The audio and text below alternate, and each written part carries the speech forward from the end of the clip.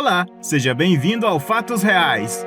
A cada 4 anos, desde 1930, as seleções mundiais de futebol se reúnem para realizar um dos maiores eventos esportivos, a Copa do Mundo. Nesse ano, realizada no Catar, primeiro país do Oriente Médio a ser sede do evento. A Copa acontecerá no fim de 2022, muito por conta do extremo verão do Oriente no meio do ano. Para controlar a ansiedade e relembrar momentos curiosos desse evento tão importante, hoje nós separamos 10 momentos bizarros que aconteceram com a seleção brasileira na Copa do Mundo.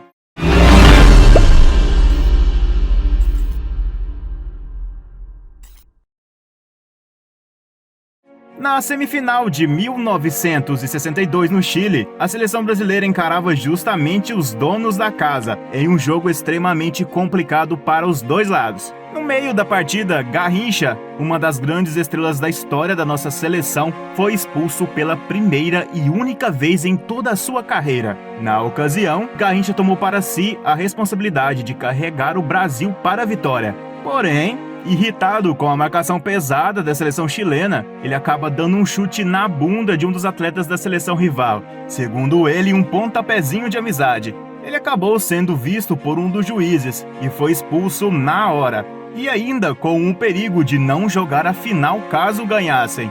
Ainda sobre Garrincha na Copa de 1962, numa partida contra a Inglaterra, o jogador foi driblado por um cachorro extremamente habilidoso, que invadiu o campo do nada. O cachorro quase virou parte da equipe, correndo por toda a extensão do campo junto com aquele ataque brasileiro. Depois, no fim do campeonato, Garrincha chegou a adotar o cachorro, que ganhou o nome de Bi.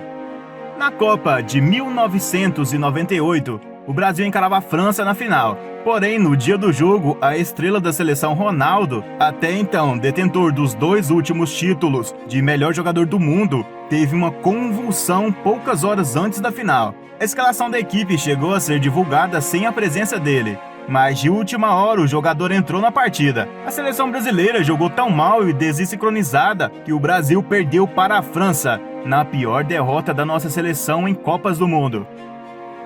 Na Copa de 1990, o lateral esquerdo branco acabou acertando um chute violento na cabeça do meio-campista escocês Murdo MacLeod. O jogador não foi parar no hospital na mesma hora, porém ficou extremamente desorientado e, mesmo tentando continuar no campo, acabou tendo que ser substituído. No hospital, ele foi diagnosticado com concussão cerebral. Algumas mídias surgiram com a notícia de que, em alguns dias depois, Murdo tinha falecido por conta da bolada, o que não aconteceu na realidade, já que ele jogou profissionalmente por mais 6 anos. Porém, não se lembra de nada do que aconteceu com a bolada. E parece que as coisas na Copa de 1990 não estavam muito boas, principalmente para o jogador branco. Na mesma Copa que ele acabou dando uma bolada em outro jogador, ele acabou recebendo uma certa água batizada. Depois de ter tomado a água entregue por um dos membros da equipe argentina, o jogador começou a se sentir muito tonto e sonolento. Na época, as coisas ficaram sem solução, mas anos depois, os jogadores, Maradona e Basualdo da seleção argentina, confirmaram que tinham batizado a água com sonífero. Na ocasião, o Brasil perdeu de 1-0 para a Argentina. Em 1938, na Copa da França, o Brasil jogava com a Polônia, e o tempo normal acabou em um empate de 4-4, o que resultou em uma prorrogação. Como a chuva estava muito forte na ocasião, a chuteira do jogador Leônidas da Silva acabou descolando. E antes mesmo que providenciassem uma nova para ele, o jogador já havia continuado a jogar e marcado uma cobrança de falta mesmo descalço. Interferências políticas acontecem com certa frequência em eventos tão grandes como a Copa do Mundo. Em 1938 não foi diferente. O técnico Ademar Pimenta dividia a equipe para formar as alas, tentando decidir uma dupla mais leve e outra pesada, essa que incluía um jogador botafoguense. O que acontece é que o técnico sofreu uma pressão gigantesca, até do ditador Getúlio Vargas, para que o jogador botafoguense fosse escalado.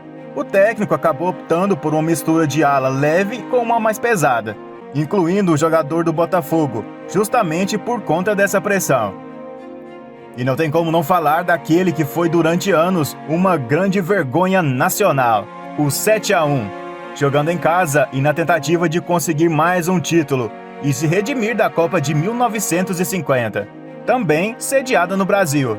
A nossa seleção jogava contra a Alemanha no Mineirão e acabou levando a pior goleada do Brasil em toda a história. Vale lembrar que somos a única seleção 5 vezes campeã até hoje, mas também dono de um dos maiores vexames de toda a história.